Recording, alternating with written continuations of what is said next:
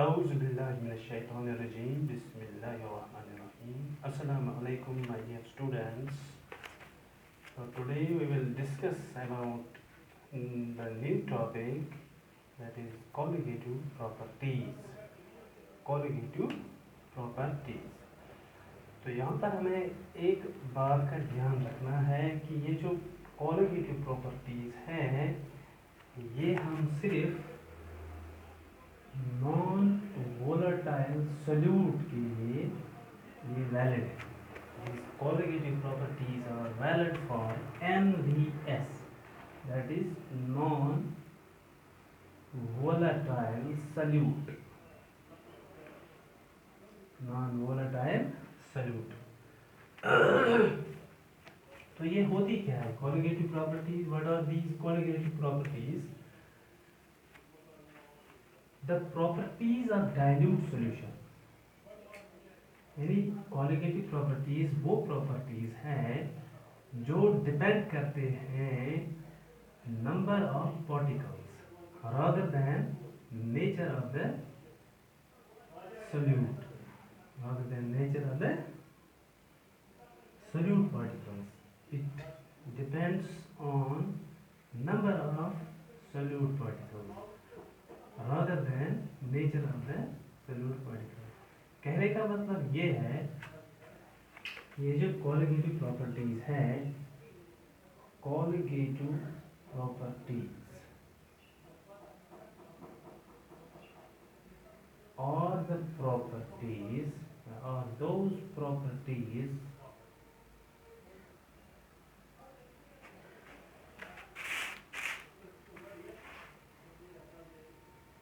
which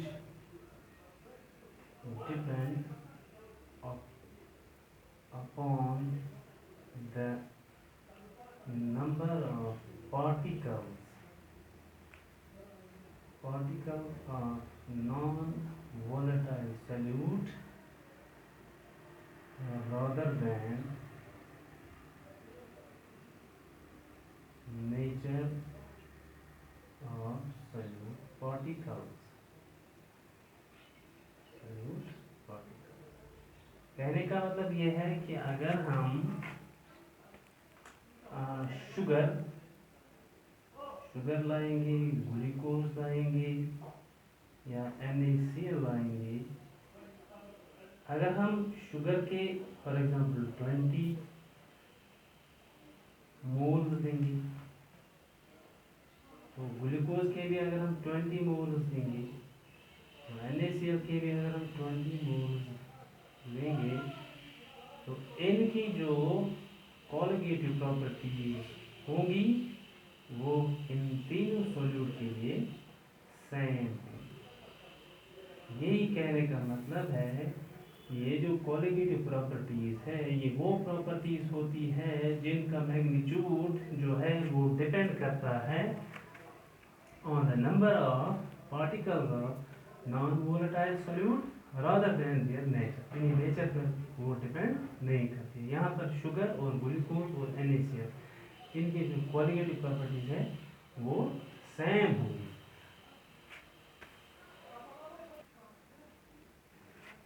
The important colligative properties are, number first is relative lowering of vapor pressure, जिसको हम RLVP से denote करते हैं, relative lowering of vapor pressure. And number second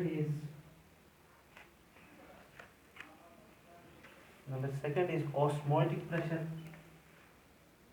Osmotic pressure जिसको हम denote करते हैं पाई से. Number third is elevation in boiling point. Elevation in boiling point, इसको हम डेल्टा TB से डिनोट करते हैं. Number fourth is depression in freezing point.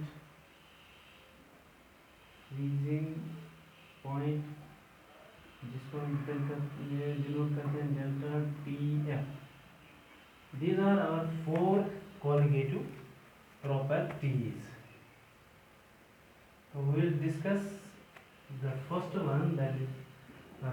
To lowering of vapor pressure। हम स्टार्ट करते हैं रॉल्ड्स लॉ से। तो अगर हमारे पास प्योर सॉल्वेंट है, अगर हमारे पास प्योर, अगर ये pure solvent, this is solvent, pure pure solvent, तो इसके लिए अगर हम रॉल्ड्स लॉ अप्लाई करते हैं तो रॉल्ड्स लॉ हमें क्या बताता है कि partial pressure of component A, अगर यहाँ पर सॉल्वेंट ए है, which is equal to naught A का A, product of pure vapour pressure into mole fraction. तो यह है प्योर सॉल्वेंट के लिए हमारा रॉल्ड्स लॉ। तो यहाँ पर चूंकि सॉल्वेंट ही मौजूद है, तो chi A will be equal to 1 because there is only one component present. जितने भी कंपोनेंट यहाँ प्रेजेंट होंगे उनका मोल फ्रैक्शन का जो सम होता है वो 1 के बराबर होता है, ये हमें ऑलरेडी पता है, क्योंकि यहाँ पर सिर्फ एक ही सॉल्वेंट है। तो उसका जो मोल फ्रैक्शन है that will also be equal to 1। तो दैट इज पी ए जो हमारा है वो हमें पी नॉट ए के बराबर आएगा। और दिस इस प्योर सॉल्वेंट के लिए हमारा पी ए किसके बराबर आएगा, पी नॉट ए के बराबर। तो हमारा पी ए जो है वो किसके बराबर आएगा, P naught A. Now put MFV into the solvent. जो अभी हमने सॉल्वेंट लिया था, अब हम इसमें प्योर सॉल्वेंट, अब हम इसमें NSV ऐड करते हैं, non volatile solute. Non volatile solute अब हम इसमें ऐड करते हैं। तो पहले हम ये अंडरस्टैंड करते हैं कि ये जो NVS है, नॉन वोलेटाइल सॉल्यूट, इसका जो वेपर प्रेशर है इट विल बी 0, क्योंकि ये हवा में रिलीज नहीं होगा, हवा में वेपराइज नहीं होगा ये, that is why its vapour pressure is equal to 0। तो जब हमने इसमें नॉन वोलेटाइल सॉल्यूट ऐड किया तो हमारा रॉल्ड्स लॉ क्या बनेगा, Raoult's law will be applied only for solvent. क्यों, क्योंकि यहाँ पर जो सॉल्वेंट है that is only the solvent here will have vapor pressure। सिर्फ सॉल्वेंट को ही वेपर प्रेशर होगा, नॉन वोलेटाइल सॉल्यूट के लिए वेपर प्रेशर 0 के बराबर है। That means our Raoult's law PA is equal to P naught A by PB का हम यहाँ क्यों नहीं लेते हैं, क्योंकि हम यहाँ नॉन वोलेटाइल सॉल्यूट लेते हैं। नॉन वोलेटाइल सॉल्यूट के लिए हमारा वेपर प्रेशर 0 होता है। तो यहाँ पर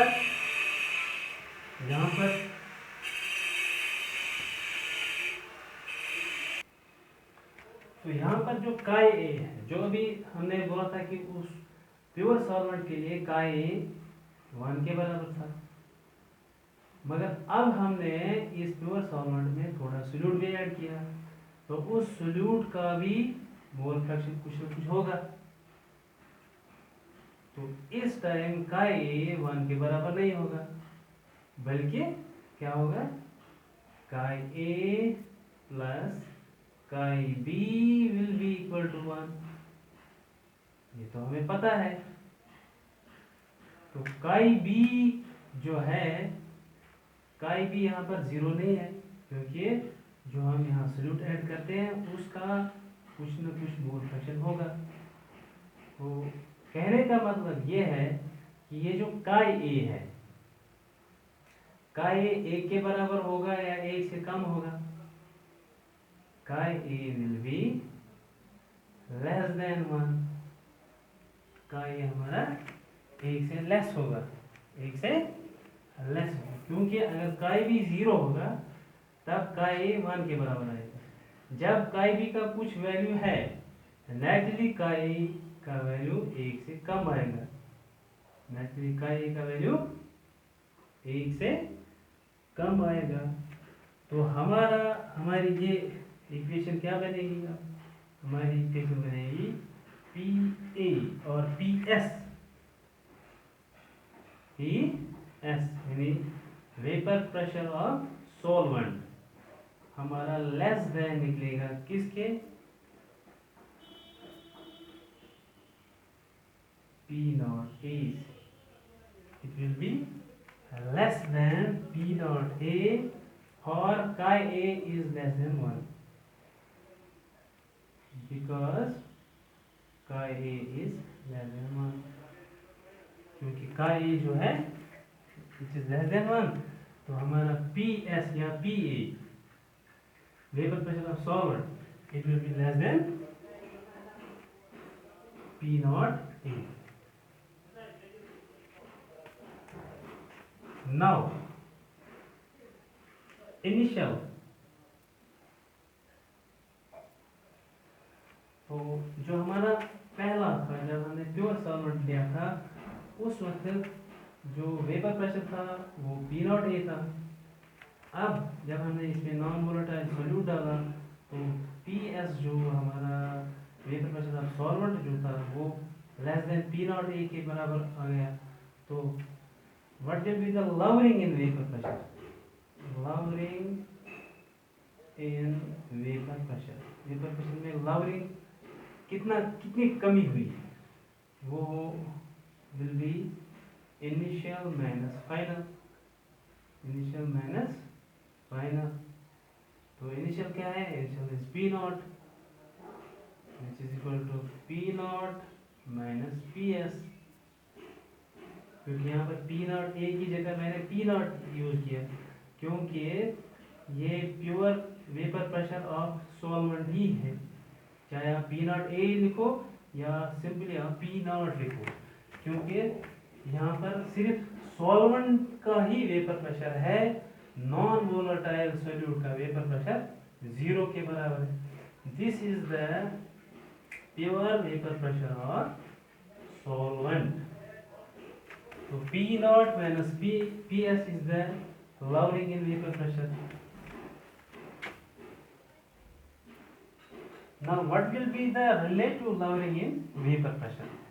Relative lowering in vapor pressure will be initial minus final divided by initial.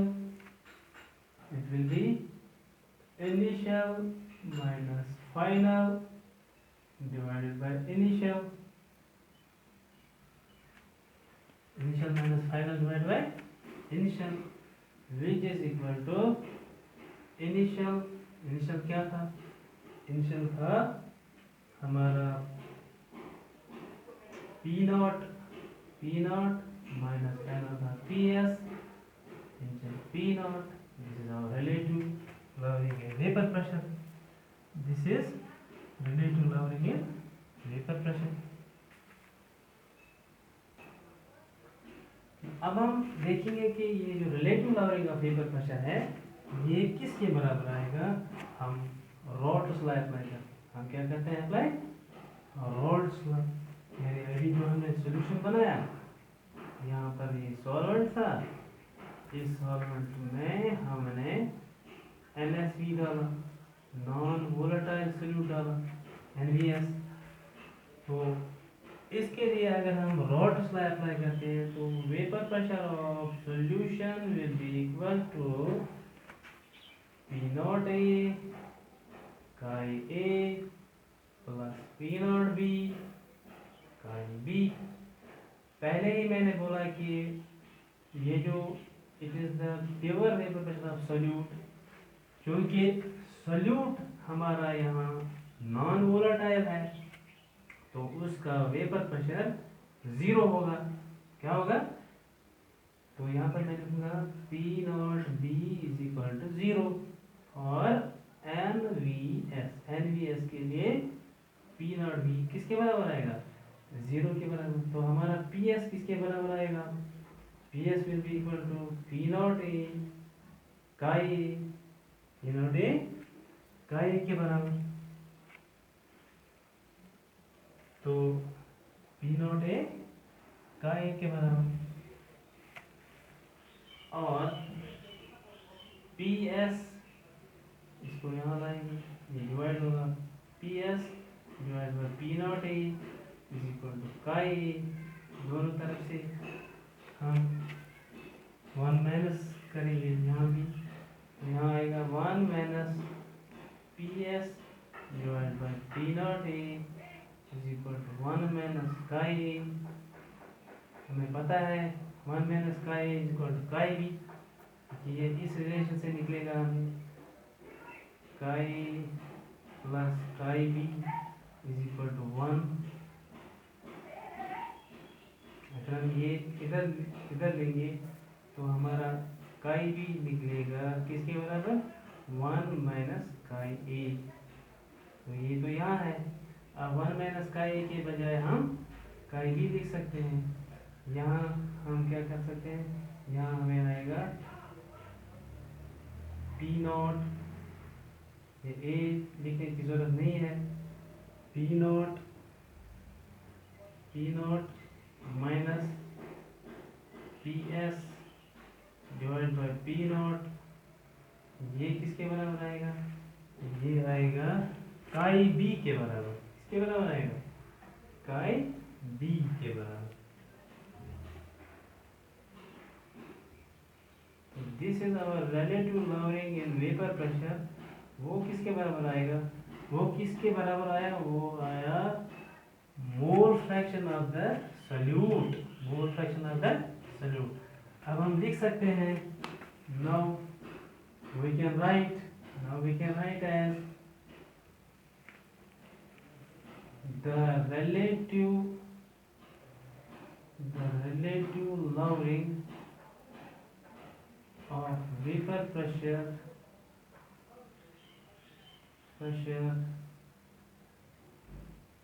is equal to mole fraction of non volatile solute। ये हमारी कोलिगेटिव प्रॉपर्टी है जो किसके बराबर निकली, mole fraction, that is number of particles. यहाँ से ये बात हमें साबित हुई कि सचमुच में जो ये कोलिगेटिव प्रॉपर्टीज होती है ये डिपेंड करती है number of particles rather than nature of the solute particles।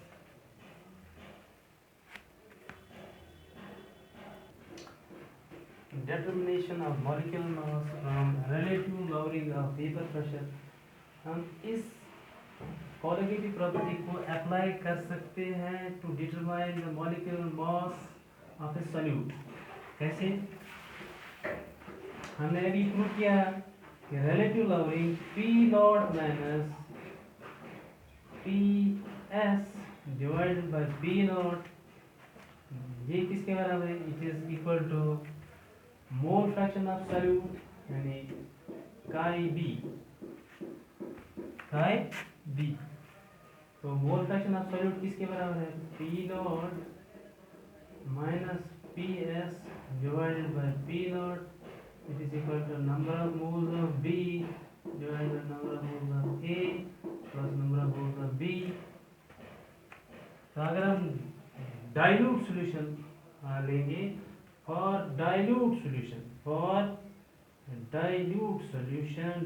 Solution के लिए number of moles of A जो है वो much greater than number of moles of B, so that N B can be neglected.